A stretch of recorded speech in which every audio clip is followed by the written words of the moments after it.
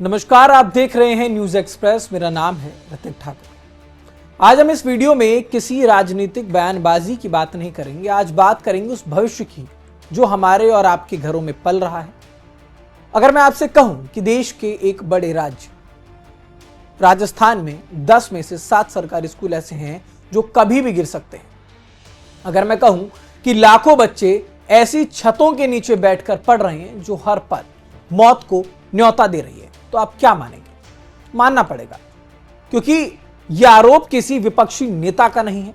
यह सच खुद राज्य सरकार ने विधानसभा के पटल पर रखा। लेकिन त्रासदी देखी, जब इस बदहाली पर सवाल उठे, जब जनता सच देखना चाहती है, तो सुधार करने की जगह निरीक्षण पर ही बैन लगा दिया गया। सवाल बहुत सीधा सा है कि किस बात का डर है सरकार को, क्या छुपाया जा रहा है? इन्हीं सारी बातों पर आज चर्चा करेंगे। वीडियो को अंत तक जरूर देखिएगा। आपको बताऊंगा आखिरकार राजस्थान में स्कूलों की बदहाली कैसी है। शुरुआत करते हैं उन आंकड़ों से जो आपका दिल दहला देंगे, आपको चौंका देंगे, आपको हैरान कर देंगे। राजस्थान विधानसभा में कोटा बीजेपी विधायक संदीप शर्मा ने एक सवाल पूछा था। जब राज्य सरकार ने इसका लिखित जवाब दिया तो पूरे तंत्र की पोल खुल गई। कुल स्कूल राजस्थान में 65,308 सरकारी स्कूल हैं। बदहाल स्कूल, इनमें से 45,365 स्कूलों यानी कि 69% को भारी मरम्मत की जरूरत है। पूरी तरह जर्जर 3768 स्कूल भवन पूरी तरह से खंडहर घोषित हो चुके हैं। खतरनाक कक्षाएं 83,783 कक्षाएं और 16,765 शौचालय पूरी तरह जर्जर है। बिना छत के स्कूल 1,69,217 कक्षाओं के ऊपर आरसीसी यानी कि पक्की छत तक नहीं है। अब जरा सोचिए कि बारिश के मौसम में जब इन टपकती छतों के नीचे ये मासूम बच्चे बैठते होंगे तो उनके माता पिता किस डर के साथ स्कूल भेजते होंगे।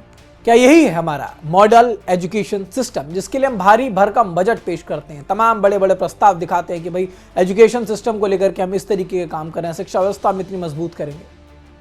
अब आप कहेंगे कि क्या सिर्फ इमारतें ही खराब है? नहीं, बुनियादी सुविधाओं का हाल इससे भी ज्यादा बदतर है।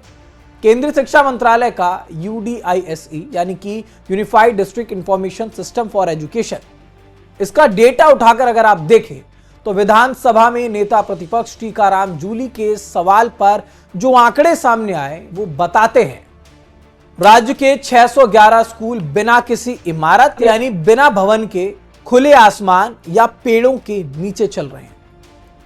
2047 स्कूलों में बच्चों के लिए टॉयलेट शौचालय तक नहीं है और 1049 स्कूलों में पीने का साफ पानी तक मिलता नहीं है। अब आप समझ सकते हैं कि क्या बदहाली है।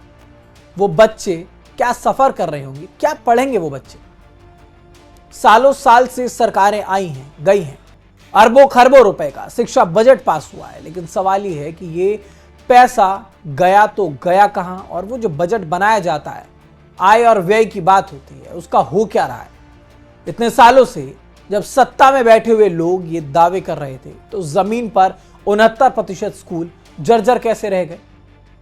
और इस पूरी बदहाली के बीच एंट्री होती है राजस्थान के शिक्षा मंत्री मदन दिलावर की। अब जब व्यवस्था इतनी जर्जर हो तो एक शिक्षा मंत्री का सबसे पहला काम क्या होगा? बजट जारी करना, मरम्मत शुरू करवाना। लेकिन नहीं, यहां फैसले ही एक अलग तरीके से चल रहे हैं। जब नागरिक समाज के लोग, सामाजिक कार्यकर्ता या फिर पत्रकार स्कूलों की बदहाली दिखाने पहुंचे तो मंत्री जी ने एक फरमान जारी कर दिया कि कोई भी बाहरी व्यक्ति, सामाजिक कार्यकर्ता या जनप्रतिनिधि बिना अनुमति के स्कूल में नहीं घुसेगा। अब ये तो सोचने वाली बात है मंत्री जी, क्यों नहीं जाएगा कोई स्कूल में? क्या इसलिए कि बाहर के लोग अंदर आएंगे तो आपकी व्यवस्था का जो सच है, घिनौना सच है, वो सबके सामने आ जाएगा? क्या ये उस सच को छुपाने की कोशिश है? किस बात का डर है, ये सोचने वाली बात है। शिक्षा मंत्री के आने के बाद से शिक्षा विभाग में क्या क्या हुआ, मैं आपको वो भी बता देता हूं, जरा वो भी सुनते हुए जाइएगा।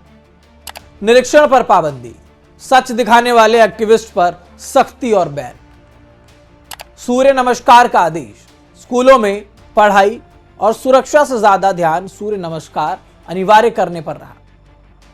शिक्षकों पर मोबाइल बैन ऑनलाइन अटेंडेंस का दबाव लेकिन क्लास में फोन बैन का तुगलकी फरमान।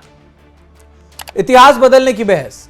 सिलेबस और इतिहास बदलने पर तो घंटों भाषण होते हैं, लेकिन जिन कमरों में बैठकर बच्चे इतिहास पढ़ेंगे उन कमरों की छतों से टपकते पानी पर सन्नाटा छा जाता है। तो वैसे में इस पूरे मामले पर मानवाधिकार संगठन यानी कि PUCL जो है, इसके राष्ट्रीय अध्यक्ष कविता श्रीवास्तव ने इस रवैये पर सीधा सवाल उठाया। उन्होंने साफ कहा कि स्कूलों की बदहाली छुपाने के लिए सामाजिक कार्यकर्ताओं को निशाना बनाया जा रहा है। आज पूरा देश और राजस्थान की जनता इस मंच से कुछ सीधे सवाल पूछती है।